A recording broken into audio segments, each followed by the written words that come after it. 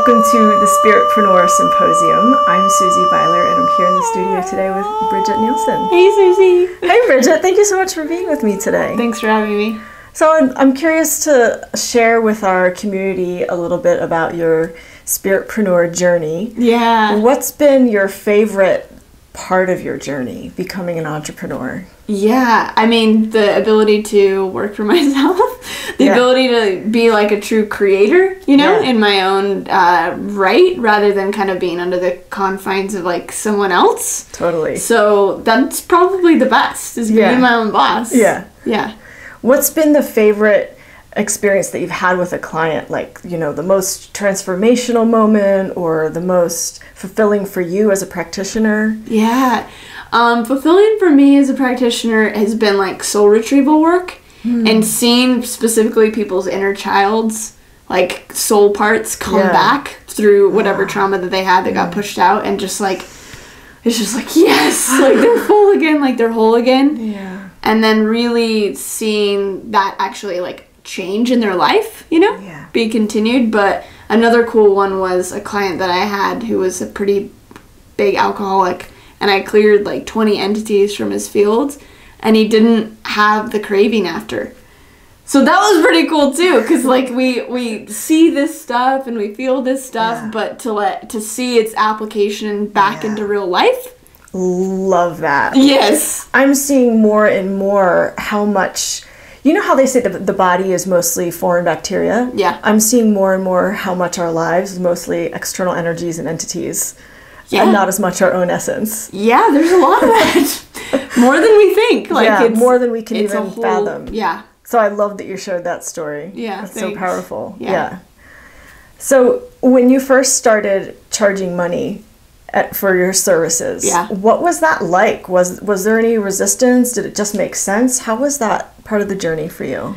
You know what? It felt completely right, because the 5 years previous to me starting to do this work, I had been giving money to healers, to different practitioners, and I had such profound shifts and like been healed so deeply in so many different ways that I really had the firsthand experience of the value of it. Absolutely. And so then when I went to be like, okay, now I am in a full enough place to hold space and to facilitate in these different categories, I'm like, yeah, it is valuable, and to hold that value and let the other person hold that value is part of their healing as well. So yeah, it was flowing for me. So you had developed an integrity with it. Yeah. You already knew the value of doing spiritual work and paying people to help you do your inner work. Yeah, and I think that would be like, you kind of have to surrender yourself to it. Yeah. And I had done that. I mean, I was in a great community where there were so many great facilitators, and it was like right before 2012, and you know, everything was just like up, and it just was the way that I went with it. But it was an important, I had no choice, because I had gone crazy in so many different ways that I needed support, you know? Absolutely, we all do. Right? Yeah, we need support. I think that's like, totally. We need support. Yeah. And especially beyond, like, friends and family are incredible, but someone else that can be objective or see things that we can't see, it's just super helpful for me still. We came to this planet to be with each other and to help each other out, so there's no point in doing it alone. Exactly. Yeah, we need community. Yes. Bottom line. Yes.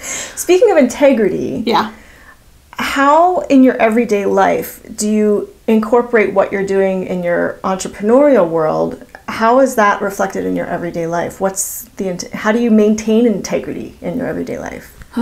Constantly keeping myself in check, you know, like I guess self-awareness around my integrity meter. Integrity meter. Yeah.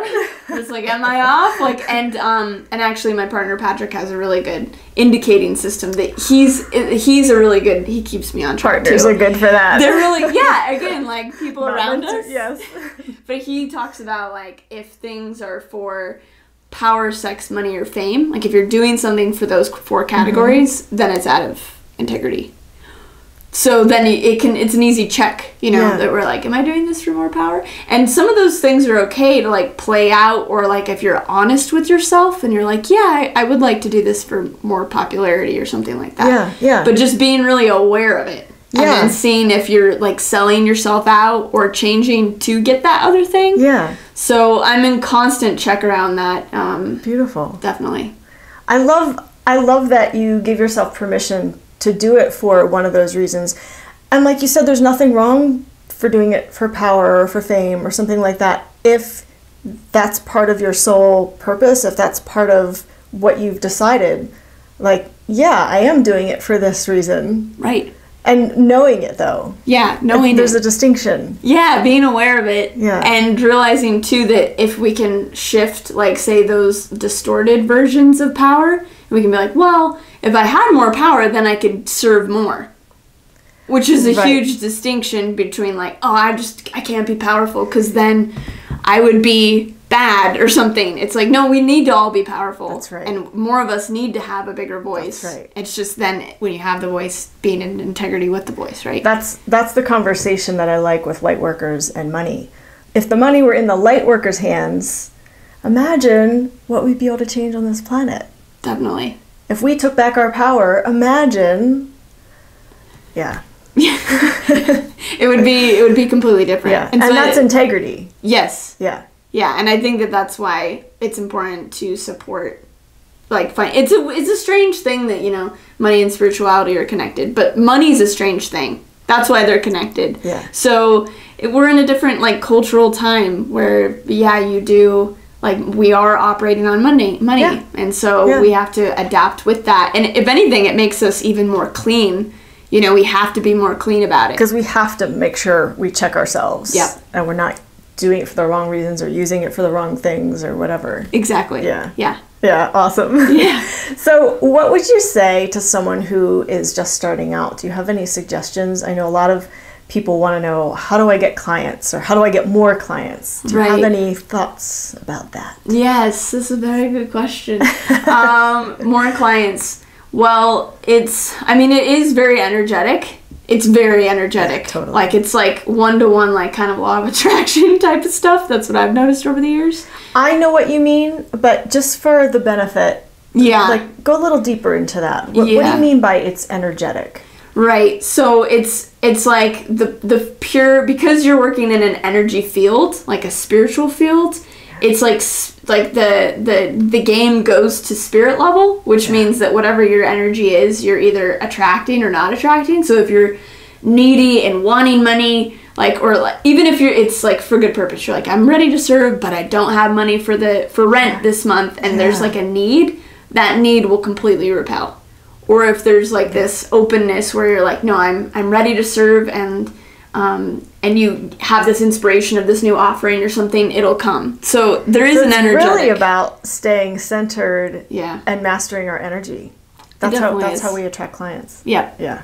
And there's this balance too, like I was thinking about this coming over here, is going, because sometimes like holding space for clients, like there are those people that have booked out schedules, like just seeing clients for like years. But then some of that is like a lot of holding space, like for the practitioner side. Yeah. And so I find that, at least for me, I like ebb and flow between different types of things to shift my energy and to give myself like a little bit of a break. And then when I'm full again, coming back at it. So I think being like, it's because it's not a constant like, well, my energy has to be good and then I'll have constant clients forever. It's like, yeah, but there's also an ebb and flow. Yes. A rhythm. Yeah. And self-care. Yeah, exactly. Yeah. That's a huge consideration. Yeah. I think especially when people are starting out, there's a lot of stress, especially if like they've quit their job or something like that. There's a lot of stress around, you know, having to suddenly make money for themselves. Right. And if you're not taking care of yourself, though, you quickly burn out. Yeah, you burn out and then you don't have any money at the same time, and then it's like, oh, and then it's even more stressful. Exactly. Yeah. Yeah. So I think like gently moving in the direction, you know, like get a part-time job and then do this. Yeah, good idea. You know, I'm all for quitting your matrix job. Like I'm all about that.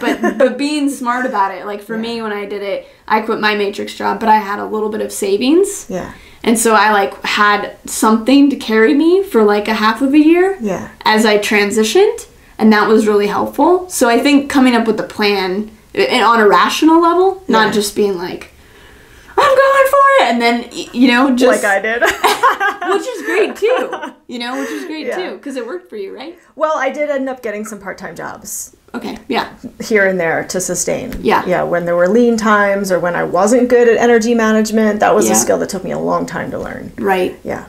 Yeah. So, and I think that's like courageous of you to go for that, or like me when I've needed certain things, because I think we think once we've like quit the job that we're like, we can't ever go back, but then we're like, no, it's okay to get support in different ways, you know, and be flexible about it. Yeah. Absolutely. Yeah.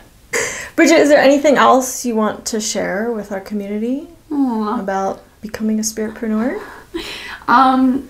If you have that call within you, do it. I mean, when I first entered into this world and I was doing different spiritual trainings, it was the first time in my life that I had to like take a test, right, with like a practice client, and it felt completely aligned. Like I remember how it's just like, this is the test I always wanted for decades during school. Like, you know that fear that comes out where you're like, I'm just not prepared for this math test, or I'm not prepared for this certain thing. Yeah. It's the opposite. It's like, I was made for this. Love it. And if that like feeling is in you of like, you're made for this, then that definitely is there. That's an because indicator. you're meant to serve. Yeah. Love it. Yeah. Thank you so much for being with me today, Bridget. This was amazing. Love your energy. Thank you. Yay. Love you.